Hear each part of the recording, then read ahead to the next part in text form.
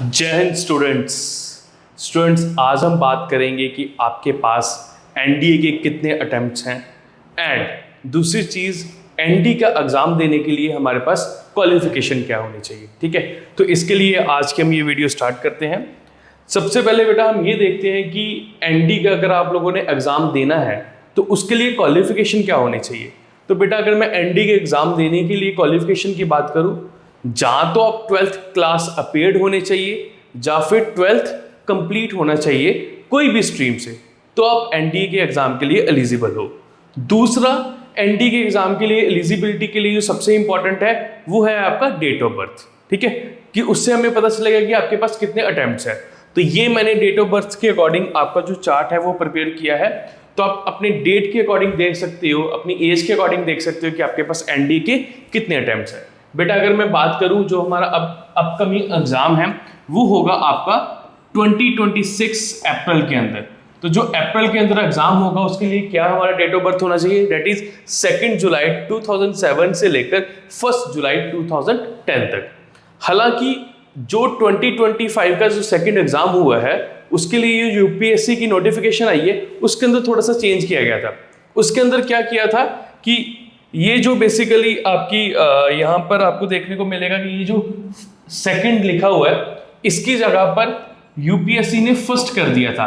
तो फिलहाल के लिए अगर हम पिछली नोटिफिकेशन को देखें तो हम 1 जुलाई को भी जो है वो कंसिडर करेंगे, बट अभी नोटिफिकेशन आपकी जो है वो दिसंबर मंथ के अंदर आएगी तो क्लियर होगा फर्स्ट एंड सेकंड के बीच का डिफरेंस। ठीक है, तो फिर भी अगर आप इसके बीच में लाई कर रहे हो तो start preparing for your next NDA exam. ठीक है, तो यहां से आप पता लगा सकते हो कि आपके एनडीए के कितने अटेम्प्ट्स बचे हैं। इसी तरीके से बेटा जो एनडीए का सेकंड एग्जाम होगा आपका सितंबर 2026 के अंदर, उसके लिए जो एज लिमिट है दैट इज फ्रॉम 2 जैन 2008 से लेकर 1 जैन 2011 के बीच में। तो ये सब चीजें हैं, इंपॉर्टेंट है, आप अपने माइंड में रखिए। इसके अलावा कुछ चीज़ों को और हम लोग आज एनालाइज करेंगे। सबसे पहले अगर हम बात करें कि मेरे पास सबसे बड़ा क्वेश्चन आता है कि सर एनडीए का सिलेबस क्या है। तो एनडीए के सिलेबस की अगर मैं बात करूं तो आपके पास 2 एग्जाम्स हैं। सबसे पहले है आपके पास मैथमेटिक्स का एग्जाम, फिर है आपके पास गैट का एग्जाम। अगर मैं मैथमेटिक्स की बात करूं तो मैथमेटिक्स का जो एग्जाम आ रहा है इसके अंदर 120 आपके क्वेश्चन आ रहे हैं एंड उसके अलावा ये जो क्वेश्चन है each question is of 2.5 mark. तो अगर 2.5 नंबर का एक क्वेश्चन है तो पूरा आपका जो एग्जाम है वो कितने मार्क्स का बन गया आपका, डेट इज ऑफ 300 मार्क्स। अब मेरे को बच्चे पूछते हैं मोस्टली इन द मैथमेटिक्स कि सर मैथमेटिक्स का सिलेबस क्या है। मैथमेटिक्स का सिलेबस बच्चा बहुत सिंपल है, आपका 11th and 12th whole 11th and 12th का जितना भी आपका सिलेबस है that is the syllabus of NDA mathematics. ठीक है, सो प्रॉपर अपना जो है वो ध्यान दीजिए 11th एंड 12th के ऊपर। ठीक है, 11th एंड 12th का मैथ्स जो है वो बहुत ज़्यादा इंपॉर्टेंट है एनडीए के लिए। अगर मैं गैट की बात करूं तो गैट के अंदर सबसे पहले आती है इंग्लिश प्रॉपर आपकी ग्रामेटिकल पोर्शन से आती है। ठीक है, और इसके अलावा इस बार यूपीएससी ने थोड़ा सा ट्विस्ट लिया है, एक्टिव पैसेज भी यहाँ पर जो है यूपीएससी ने ऐड किए हैं। पहले भी आते थे बट काफ़ी सालों से नहीं आ रहे थे, इस बार एक्टिव पैसेज भी जो है वो इंग्लिश के पोर्शन के अंदर ऐड हुए हैं। उसके बाद में बेटा आपकी साइंस आती है, जनरल साइंस बहुत बेसिक है। साइंस अगर आप 9th 10th की एनसीईआरटीज को फॉलो करोगे तो वहां से कर सकते हो। हाँ, कुछ फिजिक्स का जो न्यूमेरिकल पोर्शन है वो आपका 12th 11th क्लास में पूछा जाता है। वैसे पर्टिकुलर जो साइंस है that is from the very basic. And इसके बाद में आती है आपकी जनरल स्टडीज जिसको आप जीके भी बोलते हो, that consist of history, polity, geography, your economics and current affairs. इसके अंदर भी आजकल जो यूपीएससी है वो करंट अफेयर का ज़रा पोर्शन पूछ रही है, उसके अलावा ज्योग्राफी, फिर हिस्ट्री, फिर पॉलिटी एंड फिर इकोनॉमिक्स। ठीक है, तो ये चीज़ होगी।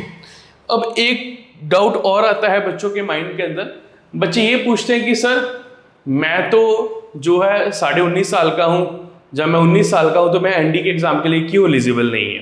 तो ये बहुत बड़ा एक डिफरेंस है जो मैं आज समझाने जा रहा हूँ और ध्यान से सुनना। बेटा अगर मैं बात करूं कि आप 19.5 ईयर्स के हो या 90 ईयर्स के and you are not eligible for NDA, why. अब देखो बेटा, जब नोटिफिकेशन आती है, नोटिफिकेशन के अंदर मेंशन होता है particular if your age is 15.5 year to 18.5 year you are eligible for the NDA exam. अगर आप 15.5 से लेकर 18.5 साल के बीच में हो तो आप एनडी के एग्जाम के लिए एलिजिबल हो, ठीक है। बट अब यहां पर बच्चे मेरे को बोलेंगे नहीं सर, एनडी की जो एज है वो सर 19.5 ईयर्स है। यस, एनडी की जो एज है वो 19.5 ईयर्स है, बट क्यों है वो भी एक समझ लेते हैं। दूसरी चीज आती है बेटा 16.5 ईयर्स से लेकर 19.5 ईयर्स। ये बेसिकली बेटा जो आपका एज क्राइटेरिया है, ये आपका NDA national defence academy Khadakwasla Pune के अंदर जो है ये एकेडमी ज्वाइन करने का क्राइटेरिया है। ये जो age criteria that is to join the NDA academy, and ये जो आपका एज क्राइटेरिया ये कौन सा है, एनडीए का एग्जाम देने के लिए, ठीक है। एंड आप नीचे कमेंट बॉक्स में करके हमें बताइए कि आपके पास कितने अटेम्प्ट्स बचे हैं। उसके अलावा चाणक्य ने अपने ऑनलाइन एंड ऑफलाइन दोनों कोर्सेस एनडीए 1 2026 के लिए लॉन्च कर दिए हैं।